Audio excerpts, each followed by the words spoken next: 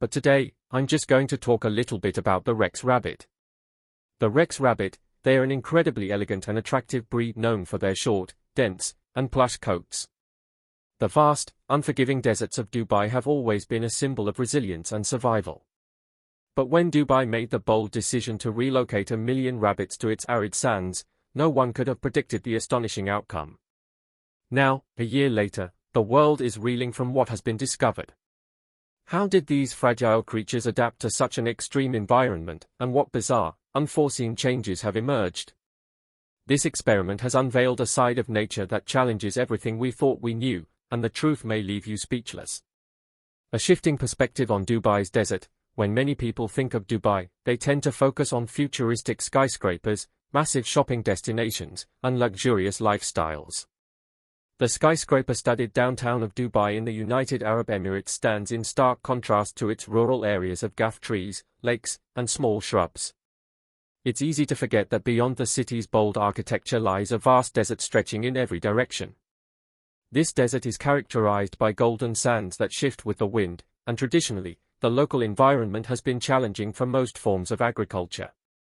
The arid climate, combined with scorching summer temperatures, creates conditions that make it hard for plant or animal life to gain a solid foothold. For decades, experts in the Emirate have explored ways to manage and even reclaim portions of this sandy wilderness, but progress frequently proved limited. In recent years, one of the most surprising stories to emerge from Dubai's efforts at desert transformation centers around the introduction of a specific breed of rabbit, Rex hares.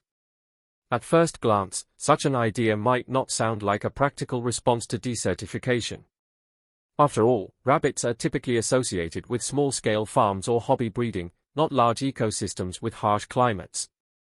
However, Dubai has always been known for embracing unexpected approaches. The same visionary spirit that led to artificial islands off the coast and record-breaking skyscrapers now drives ecological experiments as well. The idea behind releasing large numbers of rabbits was both simple and grand. By carefully managing breeding programs and monitoring rabbit behavior in the desert, specialists noticed that these creatures could aerate compacted soil, fertilize the land naturally, and allow new seeds to sprout. Over time, well-chosen desert shrubs and grasses might take hold in areas where they otherwise wouldn't stand a chance.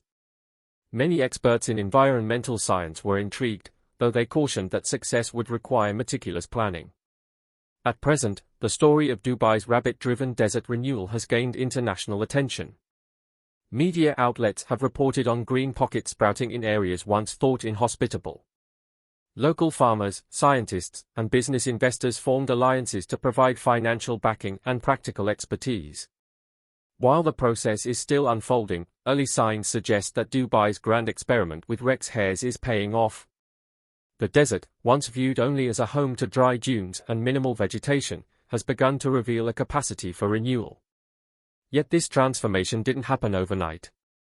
To fully grasp why rabbits have become a focal point of desert management, it helps to understand the broader context of desertification that Dubai has faced over the years. The city rose from the sand to become a global metropolis, but the desert remained a constant factor just outside its walls. Modern solutions now promise to harness the desert itself as a resource rather than treating it solely as a barrier to expansion. It's an ambitious plan that merges ecology, economics, and an unconventional approach involving small yet productive animals. Before the first large-scale release of Rex rabbits, Dubai embarked on multiple pilot programs for desert greening. Early efforts converged on two major fronts. One was the planting of desert-tolerant trees and shrubs, carefully cultivated in specialized nurseries.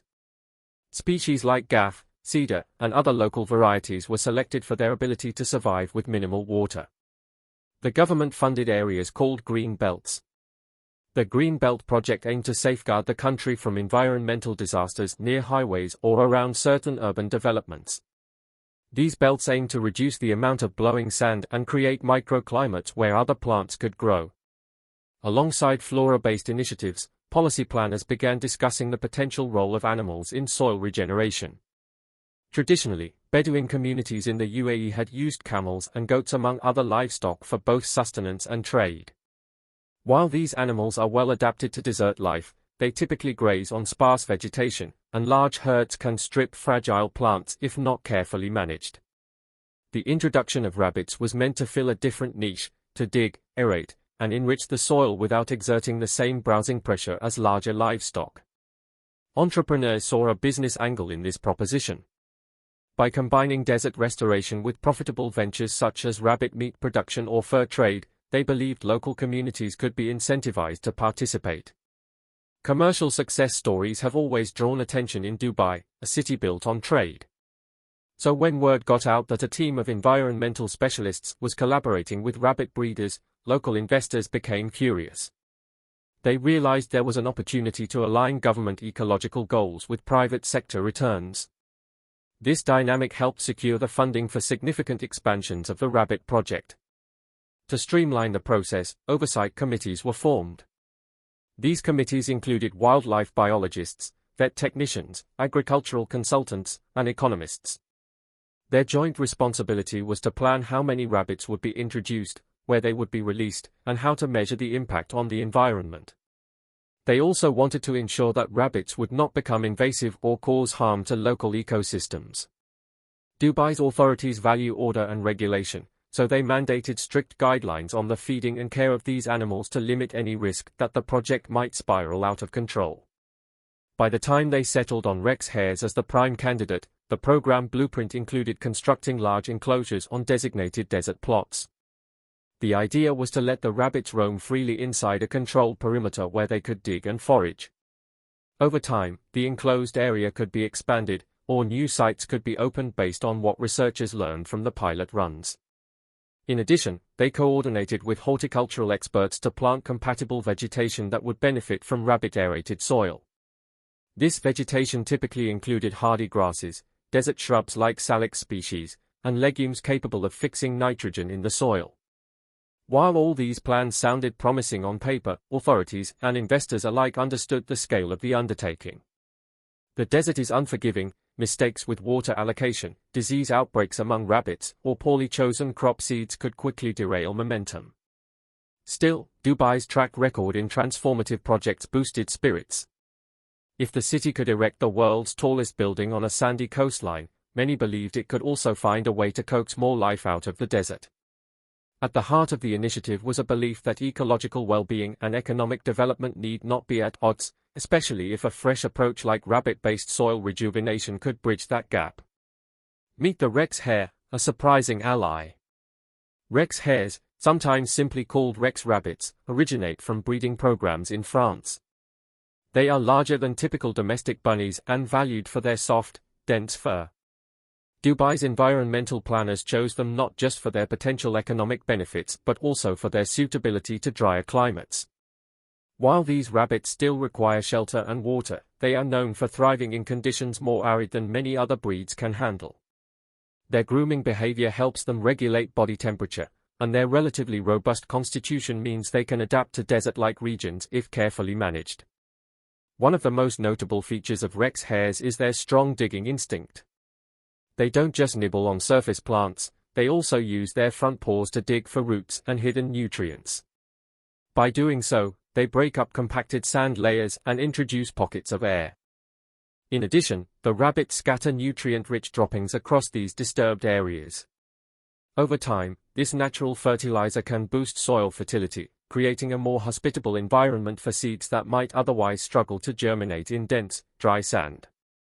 Agriculture in these conditions is not easy. The desert environment is harsh, sandy, and rocky, making it difficult to sustain plant life. However, the rabbit's ability to aerate and fertilize the soil mimics small-scale agricultural practices, helping new plant life take root.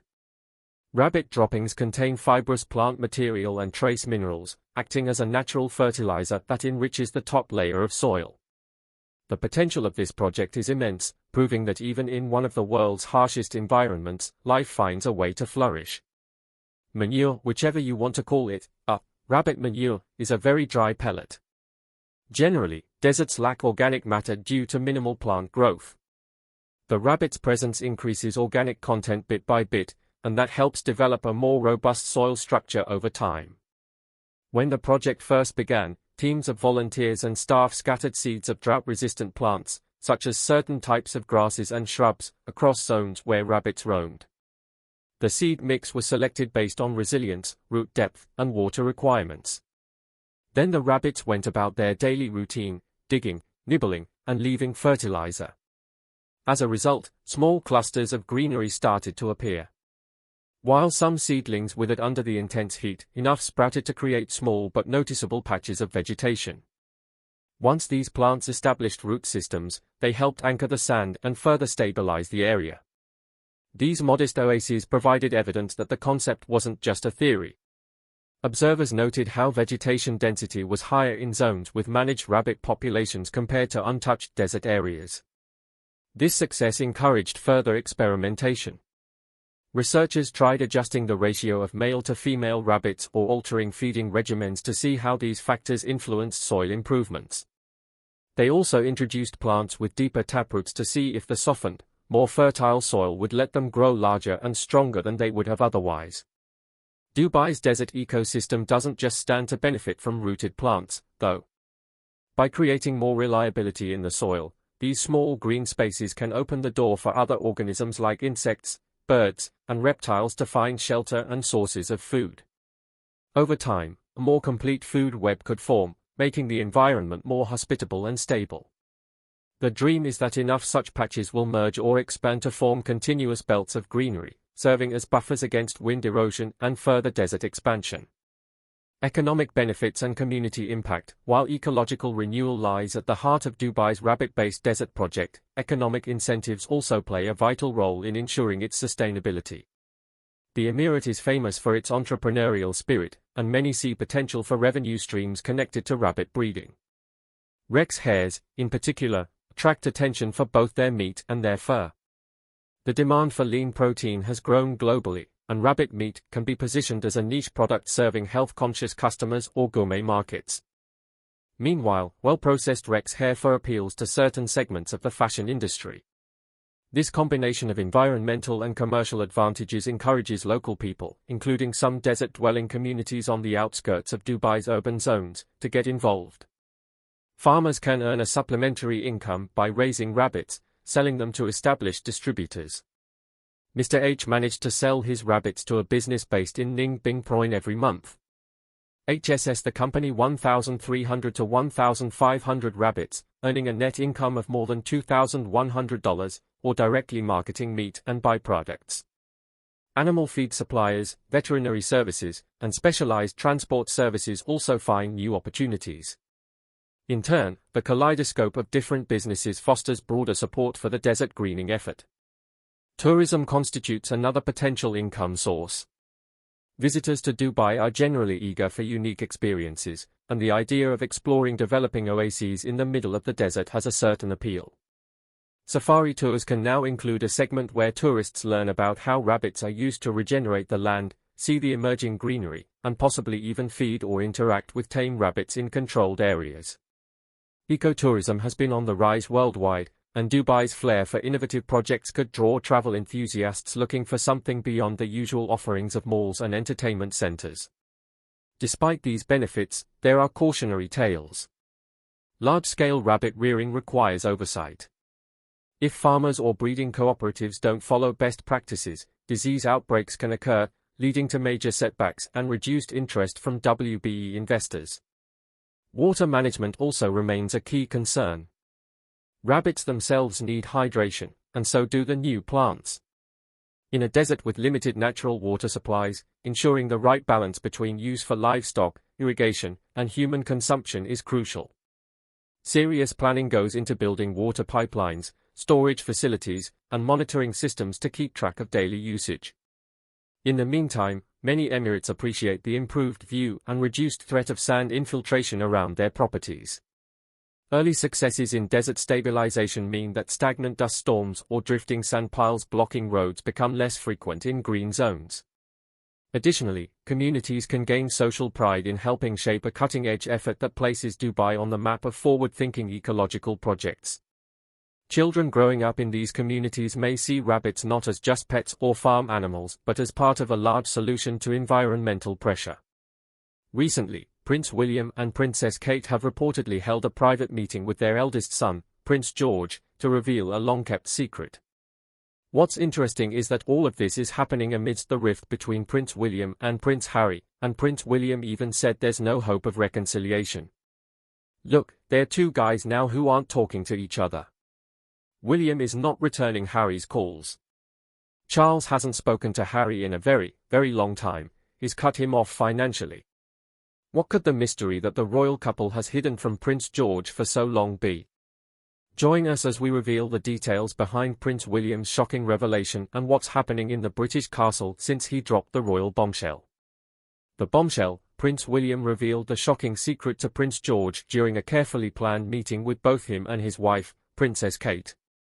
The preparation of Prince George for the role of king has been done with care, especially with how Prince William and Princess Kate have purposefully timed the revelation of his fate. As royal biographer Robert Lacey says, this important conversation happened around George's 7th birthday, and it was the beginning of his understanding of the gravity of what his royal responsibilities mean. While it's admirable that such conscious preparation is done, this points to the deeper issue of the royal family, including Prince William, having strained relations with other family members. The ongoing rift between William and his brother, Prince Harry, coupled with worse family tensions, casts a shadow over George's future. And here's why this rift may never end. It was recently revealed that Prince William feels he has been personally attacked by his brother, Prince Harry, and has no intention of reconciling with him. Your arguments with your brother became physical. It was a build-up of frustration, I think, on his part. According to a report by royal expert Hilary Fordwich, the fallout over Harry's memoir, Spare, has made things between the two brothers nearly irreconcilable. Fordwich says William and his wife, Princess Kate, felt personally affronted by the scathing revelations in Harry's book, which depicted the royal family in a negative light. This breach, Fordwich suggests, has made any potential reconciliation unlikely. The split between William and Harry has been under heavy public scrutiny, and with his future as king looming, William is said to be even more circumspect about any public association with his brother. As he works on building himself up for his future reign, he considers the constant drama involving Harry a distraction he can ill afford. This strained relationship is further compounded by Harry's decision to speak publicly about their private matters, further distancing himself from the royal fold. The weight of his future role as king is already felt by the 42-year-old heir apparent, Prince William.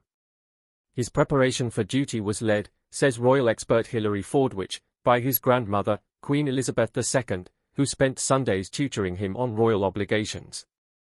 As William prepares to ascend the throne, Fordwich mentioned a huge generational pressure on him amid an increasingly critical public regarding the monarchy and his desire to see it remain popular. The tension in William's relationships with some relatives, especially after Prince Harry's public attacks in his memoir, Spare, and the unsavory associations of Prince Andrew, was another class of scrutiny altogether. And then the full-on fight between the two brothers later on, that Harry writes about in his book, Spare, where there was this physical confrontation between William and Harry. William is reportedly estranged from Andrew, who has repeatedly created controversy for the family over his associations with convicted offender Jeffrey Epstein. Fordwich said William has a clear desire to keep himself as far away from Andrew as possible to protect the monarchy's future. 4. Harry's rebellious nature and independent-seeking personality often sought attention in ways that sometimes clashed with William's more reserved nature. Their relationship became even more frayed as the brothers entered early adulthood.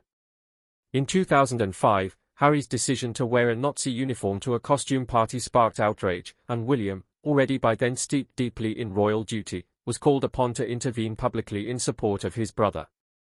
An apology from Harry did little to mask the fact that the brothers' roles were changing, with William becoming ever more dedicated to his future role as king and subsequently marrying Kate Middleton, while Harry continued to become the spare.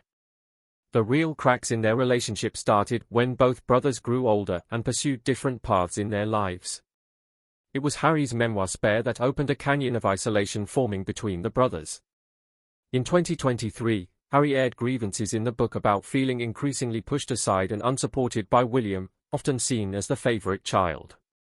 Spare, Harry's highly anticipated tell-all memoir, officially hit bookstores nationwide, recounting decades' worth of personal struggles and royal family tensions, yet Buckingham Palace remained silent.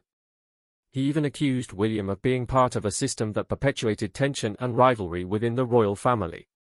William, for his part, felt deeply hurt by Harry's public revelations, particularly as they painted the family in an unflattering light. The media storm that followed only deepened the divide between them. As the years went on, Harry's decision to step back from royal duties and move to the United States with his wife, Meghan Markle, further isolated him from the royal fold. It was the ultimate test of their relationship, with William reportedly feeling that Harry's actions were an affront to the family and the institution. Things only worsened between the brothers when Harry spoke publicly about private conversations and family matters in interviews and public statements. For William, it was not only the emotional damage caused by these exposures but also the implications for his future throne that made reconciliation all but impossible. The deepening rift is no longer a purely personal matter, it carries implications for the future of the monarchy. This is why Prince William's statement that there's no hope for reconciliation has significant consequences. What initially seemed like a minor disagreement at the end of 2018 has now blown up into a deep and public break that does not appear to be healing anytime soon. With William set to ascend the throne and Harry well into his new life across the Atlantic, the drama has raised questions about the future of the monarchy and what role their children might play in its evolving narrative. It all started in November 2018 when rumors surfaced that Meghan Markle and Kate Middleton were at odds. However, sources close to the royals soon revealed that the real tension was between the brothers. Harry reportedly felt that William hadn't done enough to welcome Meghan into the royal fold, leading to a confrontation during preparations for Christmas. Although King Charles intervened to mediate and the Cambridges invited the Sussexes to spend the holiday together, the tension did not dissipate. By December, public moments, such as William appearing to ignore Meghan during a family walk, hinted at deeper issues. By early 2019, the cracks in their bond became harder to hide. Reports suggested that William had expressed concerns about Harry's whirlwind romance with Meghan, advice that Harry interpreted as criticism. The ongoing feud has fueled endless speculation, with royal watchers wondering whether the brothers will ever mend their relationship or if the divide is permanent.